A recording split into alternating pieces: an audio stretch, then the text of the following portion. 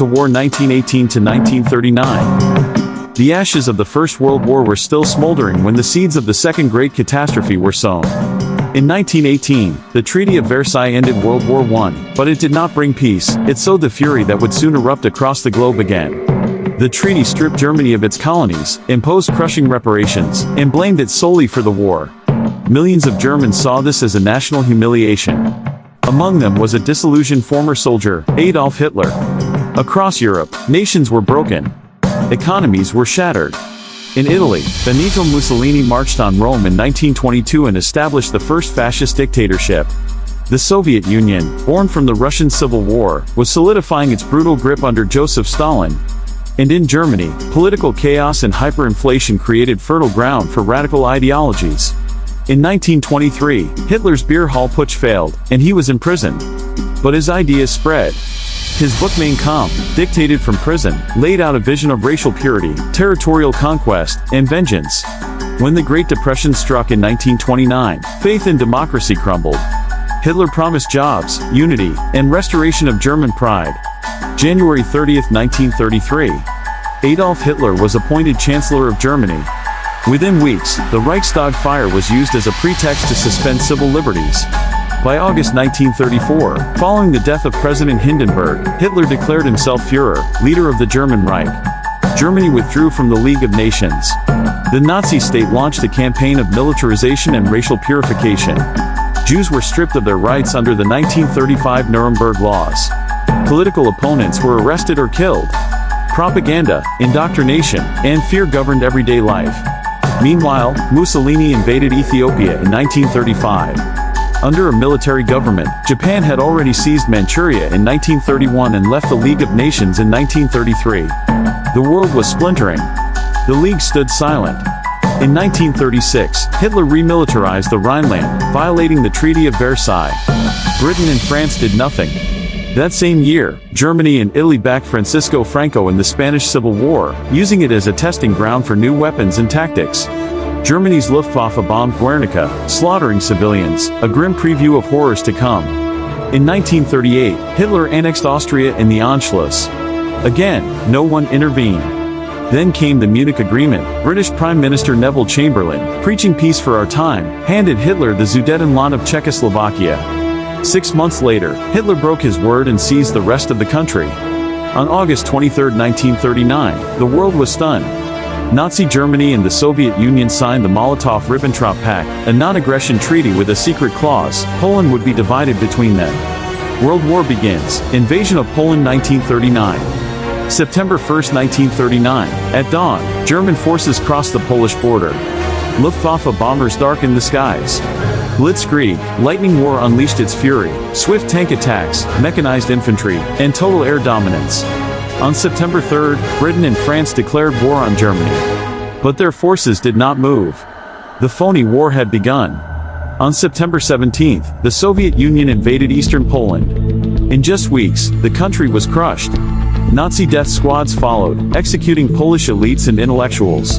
Europe was at war once more. The winter of 1939 passed in uneasy silence. Britain and France, though formally at war with Germany, made no real move against Hitler. Soldiers waited in trenches and bunkers along the Maginot Line, while civilians prepared for air raids that did not come. This strange lull became known as the Phony War. But Hitler was merely waiting, planning his next strike. On April 9, 1940, German forces struck northward. Denmark fell in a single day. Norway resisted, but the swift arrival of German paratroopers and naval assaults overwhelmed it. The British tried to intervene, but their forces were ill-prepared and withdrew in defeat. By June, Norway was in German hands, giving Hitler naval and air bases to threaten the North Atlantic. Then came the Great Gamble, the invasion of France. On May 10, 1940, German panzers rolled into the Low Countries. The assault was sudden and overwhelming. The Luftwaffe bombed Dutch cities, and within days, the Netherlands surrendered. Belgium fought valiantly but was crushed by German might. While the Allies expected a repeat of World War I, an attack through Belgium into northern France, Hitler's generals executed a bold plan. German armored divisions surged forward through the dense Ardennes forest, thought to be impassable to tanks. On May 13, they crossed the River Meuse at Sedan. Within days, German spearheads were racing westward, cutting behind the French and British armies. The Allied forces in Belgium suddenly found themselves surrounded. Britain launched a desperate evacuation. From May 26 to June 4, under constant bombardment, a makeshift fleet of naval vessels and civilian boats ferried over 330,000 soldiers across the English Channel. Dunkirk was both a miracle and a disaster, a vast army saved, but all its heavy equipment abandoned. On June 10, Italy joined the war on Germany's side, attacking France from the south. By mid-June, German troops entered Paris. The French government fled, and on June 22, France signed an armistice. Northern France fell under German occupation, while the south became Vichy France, a collaborationist regime under Marshal Pétain. Britain now stood alone. Hitler expected the island nation to sue for peace. Instead, Winston Churchill, newly appointed Prime Minister, declared that Britain would fight on, no matter the cost. With France defeated, Hitler turned his gaze across the English Channel. Operation Sea Lion, the planned invasion of Britain, required air superiority. In the summer of 1940, the German Luftwaffe began its assault. At first, German bombers targeted coastal defenses and shipping lanes. Soon, their focus shifted to airfields and radar stations, seeking to destroy the Royal Air Force before an invasion. Day after day, fighter planes clashed in the skies over southern England. The Spitfires and Hurricanes of the RAF, though outnumbered, fought with relentless determination. By September, frustrated by Britain's resistance, Hitler changed tactics. The Luftwaffe began bombing London and other cities, launching what became known as the Blitz. Night after night, bombs rained down, setting cities ablaze. Thousands of civilians were killed, and millions were displaced. Yet the British spirit did not break. People sheltered in underground stations, emerging at dawn to clear the rubble and carry on. The RAF, aided by radar and guided by skilled commanders, refused to yield. Pilots, many of them barely out of their teens, became the nation's shield. By October, the Luftwaffe had suffered unsustainable losses. Operation Sea Lion was postponed indefinitely. Britain had survived. But Hitler was not finished.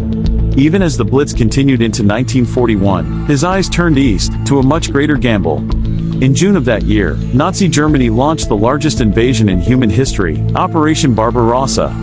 At dawn on June 22, 3 million German soldiers, backed by thousands of tanks, artillery, and aircraft, stormed across a 1,800-mile front into the Soviet Union. The attack was a betrayal of the pact signed less than 2 years earlier. Stalin, stunned and unprepared, watched as German forces surged deep into Soviet territory. The Wehrmacht advanced with terrifying speed. By July, Minsk and Smolensk had fallen. By September, German armies encircled Kyiv, capturing hundreds of thousands of Soviet troops. The invaders reached the gates of Leningrad, beginning a siege that would last nearly 900 days, bringing starvation and death to over 1 million civilians. At the same time, German spearheads drove toward Moscow. In October, Operation Typhoon, the offensive against the Soviet capital, began. Soviet forces, retreating and burning everything in their path, slowed the advance. Then came the Russian winter. Ill-equipped for the cold, German troops froze in their trenches as Soviet reinforcements, many rushed from Siberia, launched a massive counterattack in December. For the first time in the war, the Wehrmacht had been stopped. While Hitler gambled in the east, the war was expanding across the globe. In the Mediterranean, Mussolini's Italy faltered badly.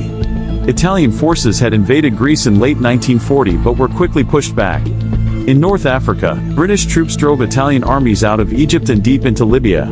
Germany rushed to its allies' aid, sending General Erwin Rommel and the Afrika Korps. The Desert War had begun. Farther afield, Japan pursued its own empire.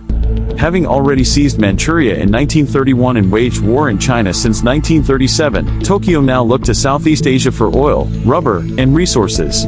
But standing in the way was the United States. On December 7, 1941, Japan struck without warning. Bombers roared over Pearl Harbor and Hawaii, crippling the American Pacific Fleet. The next day, the United States declared war on Japan. Within days, Germany and Italy declared war on America. A regional conflict had exploded into a true world war. The entry of the United States changed everything. America, with its vast industry and manpower, joined Britain, the Soviet Union, and China in a grand alliance against the Axis. But in those first months, the Allies reeled under blow after blow. In the Pacific, Japan struck with breathtaking speed. Within weeks of Pearl Harbor, its forces swept across the Philippines, Malaya, and the Dutch East Indies. Singapore, long considered an impregnable British fortress, fell in February 1942, an event Winston Churchill would call the worst disaster in British military history. Tens of thousands of Allied troops became prisoners of war. The Japanese advance continued south toward Burma and east toward New Guinea, threatening Australia itself. At sea, the Japanese Navy reigned supreme. In April, their carriers raided the Indian Ocean, sinking British ships and forcing the Royal Navy to retreat. Yet cracks soon appeared. At the Battle of the Coral Sea in May 1942, American and Japanese fleets clashed without ever seeing each other. Aircraft carriers launched dueling waves of planes. The battle was a tactical draw, but it stopped Japan's drive toward Port Moresby in New Guinea. Then came Midway. In June 1942, thanks to broken Japanese codes, the U.S. Navy ambushed Japan's main fleet near the tiny atoll. In a single day, 4 Japanese carriers were sunk, crippling the core of their naval air power. Midway was a turning point. From then on, Japan was forced onto the defensive. While the Pacific exploded in flames, the war in Europe intensified. German U-boats prowled the Atlantic in deadly wolf packs, sinking Allied shipping faster than it could be replaced. Britain, dependent on supplies from America and its empire, teetered on the edge of starvation. Only the development of new tactics, radar, and long-range patrol aircraft slowly turned the tide in the Battle of the Atlantic. In North Africa, Rommel's Afrika Korps pushed deep into Egypt, threatening the Suez Canal. British forces under General Montgomery dug in at El Alamein. The Desert War reached a knife edge. Meanwhile, on the Eastern Front, Hitler resumed his offensive. In the summer of 1942, German armies surged south toward the Caucasus oil fields and the city that bore Stalin's name, Stalingrad. There, in the ruins on the banks of the Volga, the bloodiest battle in history was about to unfold. In the summer of 1942, German forces advanced relentlessly toward the Volga. Stalingrad, a sprawling industrial city, became their prime target, both for its strategic location and for its symbolic value. Hitler vowed to capture it. Stalin ordered it to be defended at all costs. By late August, the Luftwaffe had reduced much of the city to rubble. Yet the ruins became a fortress. Soviet soldiers, often with their backs to the river, fought from cellar to cellar, building to building, turning every street into a battlefield. The struggle became known as Rotten Creek, Rat War, where machine guns, knives, and grenades ruled over yards of shattered ground. German troops advanced, but the cost was immense. As autumn turned to winter, the Soviets prepared a massive counterstrike. On November 19, 1942, the Red Army launched Operation Uranus. Soviet forces smashed into the flanks of the German Sixth Army, held not by German elites, but by weaker Romanian and Italian units. Within days, the Germans were encircled. Over 250,000 Axis troops were trapped inside the frozen city. Hitler ordered them to stand fast, promising supplies by air. But the Luftwaffe could deliver only a fraction of what was needed. Hunger and frost consumed the besieged army. In January 1943, the Soviets pressed their assault, closing in street by street. On February 2, the last remnants of the Sixth Army surrendered. Nearly 90,000 Germans were taken prisoner, few of whom would ever return. Stalingrad was a catastrophe for Hitler. It shattered the myth of German invincibility and marked the turning of the tide in the East. The Red Army had seized the initiative, and from that moment, Germany would be driven back, step by bloody step, toward Berlin. At the same time, far from the Volga, another decisive battle was unfolding, in the deserts of North Africa. For 2 years, the sands had been a battlefield between Britain and Italy, then between Britain and Germany's Afrika Korps under General Erwin Rommel, the Desert Fox. In the summer of 1942, Rommel advanced deep into Egypt, threatening Cairo and the Suez Canal. The British Eighth Army, under General Bernard Montgomery, prepared for a final stand at El Alamein. In October, Montgomery launched a massive offensive. Artillery thundered, tanks clashed, and infantry stormed minefields under fire. After weeks of brutal fighting, Rommel's lines broke. The Afrika Korps began a long retreat westward, never to recover. Churchill declared, "Before Alamein, we never had a victory. After Alamein, we never had a defeat." As Rommel fell back, another blow landed. On November 8, 1942, Anglo-American forces landed in Morocco and Algeria, Operation Torch. It was the first major U.S. ground operation in the European theater. Axis forces were caught in a vice, Montgomery pressing from the east, the Allies advancing from the west. By May 1943, the remnants of Rommel's army in Tunisia surrendered. Over 250,000 Axis troops were taken prisoner. North Africa was lost. This victory opened the way for the Allies to strike into Europe's soft underbelly. In July 1943, they invaded Sicily. The campaign was hard-fought, but by August the island was in Allied hands. The fall of Sicily shook Italy itself. Mussolini was deposed by his own fascist Grand Council and arrested. Italy's new government sought peace. But Hitler would not allow Italy to collapse quietly. German forces poured into the peninsula, freeing Mussolini and installing him as the head of a puppet regime in the north. The Allies landed on the Italian mainland in September 1943, expecting a swift advance. Instead, they found themselves in a brutal slog up mountains and rivers, facing determined German resistance. The Italian campaign would drag on for nearly 2 years. While the Mediterranean turned against the Axis, the war in the Pacific was also shifting. Japan, once unstoppable, now faced mounting defeats. While the Allies drove the Axis from North Africa and into Italy, the Pacific became a vast battleground. In August 1942, U.S. Marines landed on Guadalcanal and the Solomon Islands. What was expected to be a quick operation turned into 6 months of brutal combat on land, sea, and in the air. Japanese troops launched wave after wave of attacks, but the Americans clung to their positions. Naval battles raged in the surrounding waters, costing both sides dearly. By February 1943, Japan abandoned the island. Guadalcanal marked Japan's first major defeat on land. From then on, the Allies advanced step by step across the Pacific. This strategy became known as island hopping, capturing key islands while bypassing others, cutting Japanese garrisons off to wither. Submarines choked Japan's shipping lanes, sinking tankers and freighters that carried vital fuel and food. Slowly, the noose tightened. In China and Burma, Japanese forces still pushed forward, but Allied resistance grew. The British, with Indian and African troops, and aided by American-trained Chinese divisions, began to halt Japan's expansion into South Asia. The tide was turning everywhere. Meanwhile, in Europe, 1943 brought dramatic changes. On the Eastern Front, the Soviets pressed their advantage after Stalingrad. In July, Hitler launched Operation Citadel at Kursk, the largest tank battle in history. German panzers clashed with Soviet T-34s in fields studded with mines and trenches. For days, the fighting raged, but Soviet defenses held firm. When the Red Army counterattacked, the Germans were forced into retreat. Kursk ended Germany's last great offensive in the east. From then on, the Wehrmacht would fight defensively. At the same time, the Allies intensified their bombing campaign. Waves of British and American bombers hammered German cities, Hamburg, Cologne, Berlin, reducing entire neighborhoods to ash. The goal was to break German industry and morale. The raids inflicted immense suffering on civilians, yet Germany fought on. By late 1943, the Allies were preparing for a return to Western Europe. At the Tehran Conference, Roosevelt, Churchill, and Stalin met face-to-face for the first time. They agreed on the opening of a second front in France, and on the need to crush Germany between East and West. In 1944, the hammer would fall.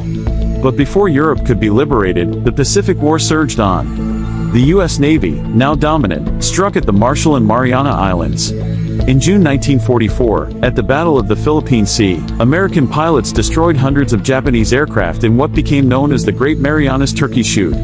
With the Marianas secured, U.S. bombers could now strike the Japanese home islands. Back in Europe, June 6, 1944, D-Day.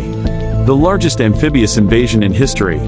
Under the cover of darkness, an armada of nearly 7,000 ships crossed the English Channel. At dawn, Allied troops stormed the beaches of Normandy.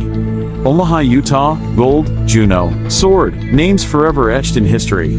Resistance was fierce, casualties heavy, but by nightfall, the Allies had secured their bridgehead in France. From Normandy, the Allies broke out into the French countryside. Paris was liberated in August 1944, as resistance fighters rose against the occupiers. Meanwhile, the Soviets launched Operation Bagration, annihilating the German Army Group Center and liberating vast swathes of Eastern Europe. The Reich was being crushed from both sides. Yet Hitler refused to surrender. In December 1944, he launched one final gamble, the Ardennes Offensive, known as the Battle of the Bulge. German tanks smashed into American lines in Belgium, creating a deep salient. For weeks, fierce winter fighting raged, but Allied troops held. When the skies cleared, Allied aircraft pounded the German columns. By January 1945, the offensive had failed. Germany had spent its last reserves. The end was near. In the east, the Red Army stormed into Poland, uncovering the horrors of the Nazi camps, Auschwitz, Majdanek, where millions of Jews, along with Poles, Roma, and countless others, had been murdered in the Holocaust. The scale of the genocide shocked the world. By April 1945, Soviet forces reached Berlin. In the west, American and British armies crossed the Rhine, overrunning what remained of German defenses. On April 30th, as the Red Army closed in, Adolf Hitler took his own life in his bunker. Within days, Berlin fell. On May 8th, Germany surrendered unconditionally. In Europe, the war was over. But in Asia, the conflict raged on. Japan fought with desperate ferocity. At Iwo Jima in early 1945, thousands of Marines died seizing a tiny volcanic island. In Okinawa, the last great battle of the Pacific, Japanese defenders and civilians alike fought to the death. Kamikaze pilots hurled themselves at Allied ships, sinking dozens. The cost in lives was staggering. Facing the prospect of a bloody invasion of Japan itself, the United States chose a new and terrible weapon. On August 6, 1945, an American B-29 bomber dropped an atomic bomb on Hiroshima. 3 days later, a second bomb fell on Nagasaki. In both cities, tens of thousands perished instantly, and many more suffered lingering deaths from burns and radiation. On August 15, Emperor Hirohito announced Japan's surrender. World War II, the deadliest conflict in human history, was finally over. Over 60 million people had perished. Cities lay in ruins, empires collapsed, and a new world order emerged. The Allies turned to rebuilding, and to confronting a new tension between the Western powers and the Soviet Union. Out of the ashes of war, the Cold War began. Germany lay shattered. Berlin, once the heart of the Reich, was divided into 4 sectors, controlled by the United States, Britain, France, and the Soviet Union. Across the country, millions of refugees and displaced persons wandered through ruined cities, searching for family, food, and shelter.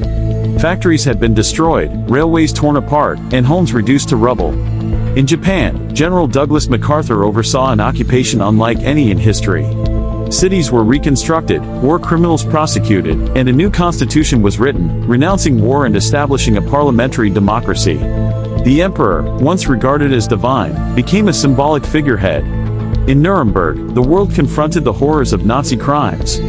Key leaders of the Third Reich were brought to trial for crimes against peace, war crimes, and crimes against humanity.